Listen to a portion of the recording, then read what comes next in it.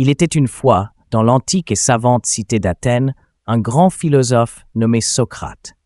Il ne vivait pas dans un palais somptueux et ne possédait ni or ni argent, mais sa richesse résidait dans son esprit clair et sa noble âme.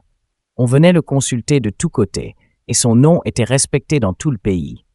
Un jour, alors que Socrate se promenait dans le marché animé de l'agora, une connaissance accourut de loin. Son expression était à la fois excitée et mystérieuse, comme s'il s'apprêtait à révéler un secret bouleversant. « Grand Socrate » halta-t-il, « je dois te dire quelque chose. Sais-tu ce que ton ami de confiance a fait dans ton dos? Je viens d'entendre une histoire incroyable. » Avant que l'homme ait pu terminer sa phrase, Socrate leva calmement la main pour l'arrêter. Son regard ne trahissait ni curiosité ni impatience, mais un calme absolu. Il sourit doucement et dit « Mon ami, merci pour ton enthousiasme. Mais avant de me raconter cette histoire, je pense que nous devrions prendre un moment pour la décortiquer.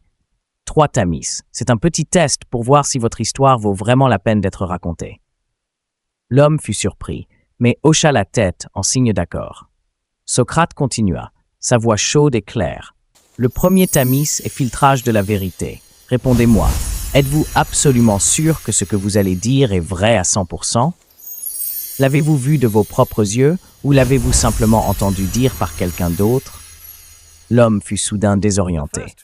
Il se gratta la tête et répondit « Monsieur, en fait, je l'ai seulement entendu dire par d'autres. Je ne l'ai pas vu de mes propres yeux. » « Ah, acquiesça Socrate. Tu n'es donc pas sûr que ce soit vrai. Utilisons maintenant le deuxième Thamis. C'est vérification des bonnes intentions. Il regarda l'homme droit dans les yeux et lui demanda « Ce que tu vas me dire à propos de mon ami, est-ce une bonne chose ?» L'homme rougit et balbutia. « Non, bien au contraire. C'est une histoire plutôt nulle. » Socrate resta calme. « Alors, dit-il lentement, tu veux me raconter une histoire affreuse sur mon ami et tu n'es même pas sûr qu'elle soit vraie. Intéressant. Mais il nous reste encore un dernier Thamis, le plus important. C'est filtrage par utilité. » Il a continué. « Dites-moi, votre histoire m'apporte-t-elle quelque chose? M'aide-t-elle à devenir une meilleure personne ou à résoudre un problème? » À ce moment-là, l'homme se sentit extrêmement gêné. Il baissa la tête et marmonna. « Non, monsieur, je ne pense pas que ce soit utile. » Socrate sourit gentiment, posa sa main sur l'épaule de l'homme et dit « Mon ami, si l'histoire que tu t'apprêtes à raconter pas nécessairement vraie, pas une bonne chose, et aussi pas utile du tout, alors pourquoi le dire?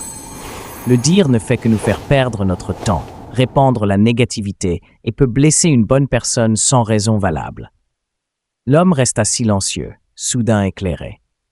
Il comprit la profonde leçon que contenaient les 3 simples questions du sage. Il remercia Socrate et partit discrètement, emportant avec lui un profond changement de perspective sur ce qu'il avait dit. Conclusion et signification pour la jeune génération.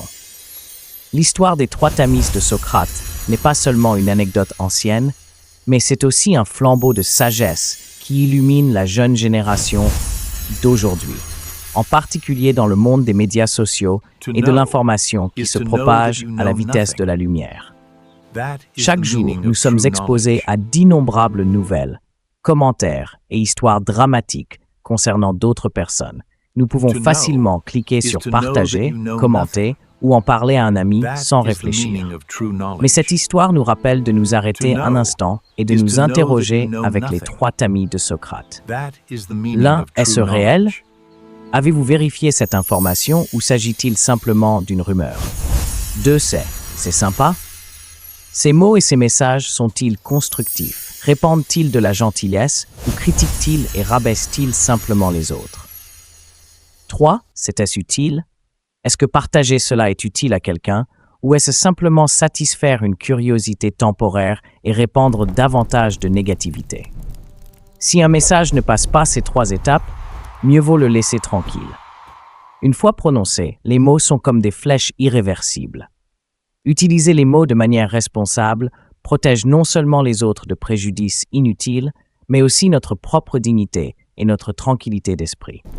Voilà le pouvoir de la sagesse. Ne pas tout savoir, mais savoir quoi dire, quoi taire et quoi ignorer. Puissiez-vous toujours communiquer avec sagesse et Giao tiếp bienveillance. thông thái và tử tế.